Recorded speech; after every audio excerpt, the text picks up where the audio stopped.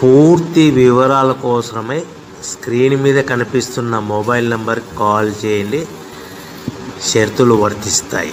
So మీరు చూస్తున్న ఈ machine semi automatic hydraulic full sheet joint sheet buffet plate making machine.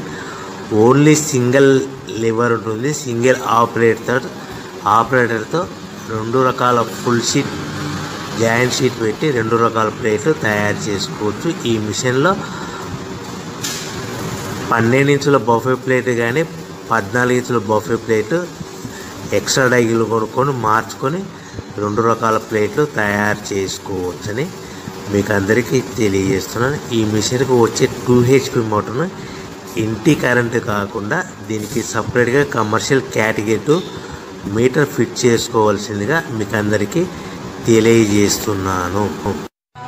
ఈ full షీట్ను మిషన్లో ఈ విధంగా పెట్టి లివర్ని గేర్ని ముందుకు ప్రెస్ చేస్తే డై కిందికి వస్తుంది. సో 1 2 3 4 సెకండ్లు ఆగిన తర్వాత లివర్ని వెనక్కి డై పైకి వెళ్తుంది. ఈ విధంగా ఫుల్ షీట్ పెడితే జాయింట్ షీట్ పెడితే 2 రకాల ప్లేట్లు ఈ విధంగా తయారవుతాయి.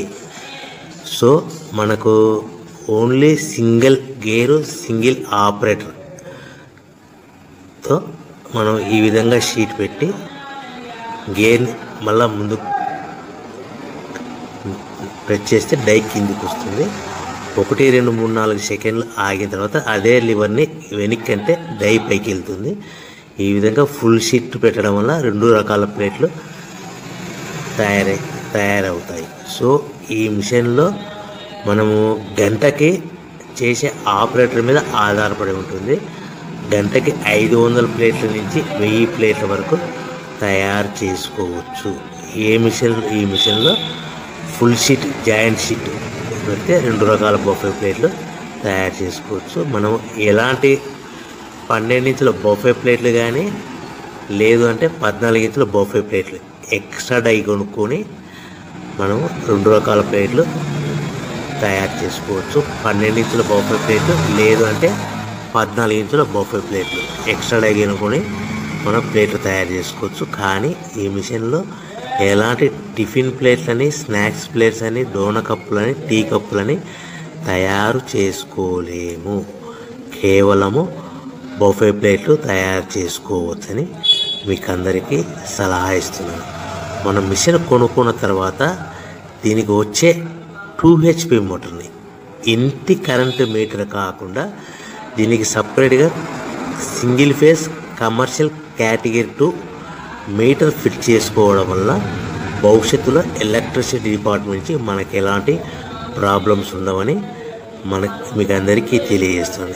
ఈ మిషన్ కేవలము పెద్దవాళ్ళు మాత్రమే ఆపరేటింగ్ చేయవలసిందిగా మీకు అందరికీ తెలియజేస్తున్నాను.